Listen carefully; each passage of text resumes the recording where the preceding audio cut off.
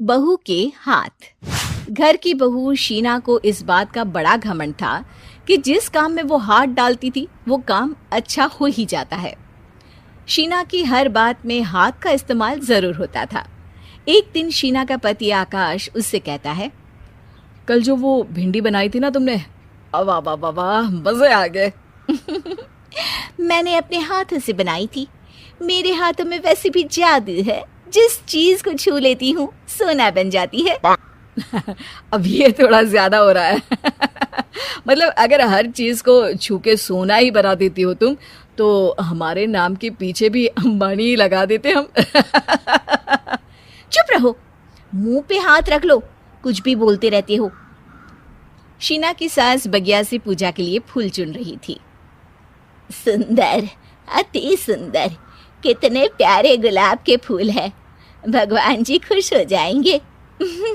मैंने अपने हाथों से जो पौधा लगाया था, मेरे हाथों की कोई भी चीज बेकार नहीं जाती। हाँ बेटा, सही कह रही है। इसीलिए तो तुम्हारे पिताजी से मैंने अपने बेटे के लिए तुम्हारा हाथ मांगा था। और उन्होंने हाथों हाथ में मेरा हाथ आपकी बेटी के हाथ में दे भी दिया था। हाँ बेटा, वो तो है, पर मुझे ये बता, तू ये हर बात में हाथ क्यों बीच में लेकर आती है? माँ जी, पंडित जी ने हाथ मेरा देखकर नैनीताल में कहा था कि मेरे हाथ जगन्नाथ हैं, मेरे हाथों से कभी कोई काम नहीं बिगड़ेगा। तो मेरे हाथों की तारीफ तो मुझे करनी पड़ेगी ना। हाँ हाँ, ठीक ही कह रही हो वैसे। तो मिलाओ हाथ इसी बात पर। शीना को न सिर्फ इस बात पे गर्व था कि उसके हाथ से सब अच्छा होता है, बल्कि घर के सारे काम भी वो पहले अपने हाथ से करती, फिर कोई दूसरा उन कामों को कर पाता। एक दिन शीना कपड़े धो रही थी। अरे घर में वॉशिंग मशीन है तो सही, खुद क्यों थक रही हो? कपड़े पहले मेरे हाथ से धुलेंगे, फिर वॉशिंग मशीन से। पहले हाथ की सफाई, फिर मशीन की धुलाई। अगर आज डाकू गब्बर सिंह होता ना, तो वो ये हाथ मुझे दे दे ठाकुर, तुमसे जरूर कहता, और मैं तो दिलवा भी देता तुम्हारे हाथ। हर एक काम में हाथ बटाओ, ज्यादा जुबान न चलाओ, वरना दूंगी एक उल्टे हाथ से। क्या दोगी? कपड़े दूंगी, लो निचोड़ो। ऐसे ही एक दिन, अरे बहू, ये सोफे पर चढ़कर हाथ से पंखा क्यों घुमा रही हो? माँ जी, क्योंकि मेरे हाथ से घूमेगा तो ज्यादा अच्छे से हवा देगा। अरे बेटा, फिर तो तुम गाड़ी का पहिया भी हाथ से घुमा के मायके जाया करो। एक बार आकाश ने घर पर कार लाने की बात छेड़ी। माँ, सोच रहा हूँ कि एक कार लेकर आता हूँ। ले ले बेटा, क्यों नहीं? अरे पैसे हो तो हवाई जहाज भी ले लेना।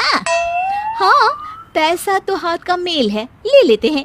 इस हाथ पैसे देंगी, उस हाथ कार ले लेंगी। मुझे तो लगता है कि बहू कार भी अपने हाथों से धक्का लगाकर घर लाएगी। वो तो नहीं करूंगी, लेकिन सबसे पहले स्टीयरिंग पर हाथ मैं ही लगाऊंगी, ताकि गाड़ी का आना शुभ हो। अरे घर ले आने तो दो, फिर हाथ लगा लेना। लेकिन शीना नहीं मानती। अगले दिन ही सब कार लेने जाते हैं। शीना सेल्समैन से कहती है, भैया ये कार बहुत पसंद है, पैक कर दो।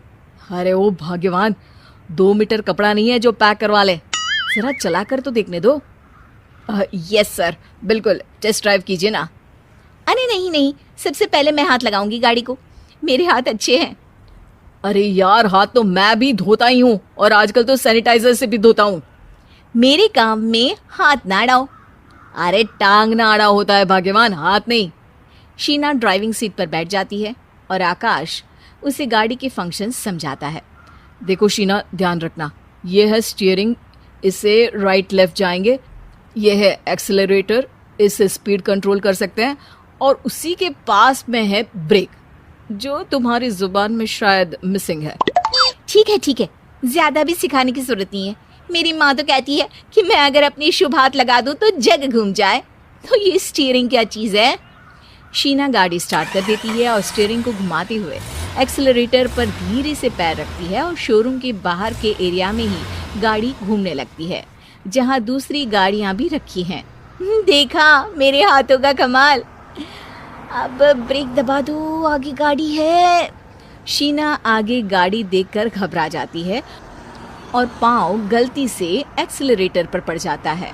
कार आगे खड़ी एक बड़ी गाड़ी में घुस जाती है। दोनों कार से उतरते हैं। सेल्समैन भागते हुए आता है। अरे 7 लाख की गाड़ी खरीदने आए थे और 15 लाख की गाड़ी ठोक दी। Oh my God. आकाश की माँ, आकाश और शीना घबरा जाते हैं। इतना सारा पैसा कहाँ से आएगा? तभी वहाँ मैनेजर भी आ जाता है। पूरा माजरा समझता है। अरे टेंशन मत लीजिए, गाड़ियों का इंश्योरेंस था। आप जो कार लेने आए थे वही खरीद लीजिए। पर मैडम, जब तक आप सीख ना ले तब तक गाड़ी मत चलाइएगा। अभी तो आपने गाड़ी बस ठोकी है, जिसका बीमा भी था, लेकिन सड़क पे चलते हर इंसान का बीमा नहीं होता। अरे मेरे हाथों से ठुक भी गया ना तो उसकी जिंदगी बन जाएगी, और अगर चला भी गया तो स्वर्ग ही पाएगा। मैनेजर साहब, मेरे हाथ में कोई दिक्कत नहीं है, वो तो बस पाँव गलत जगह पर चला गया था।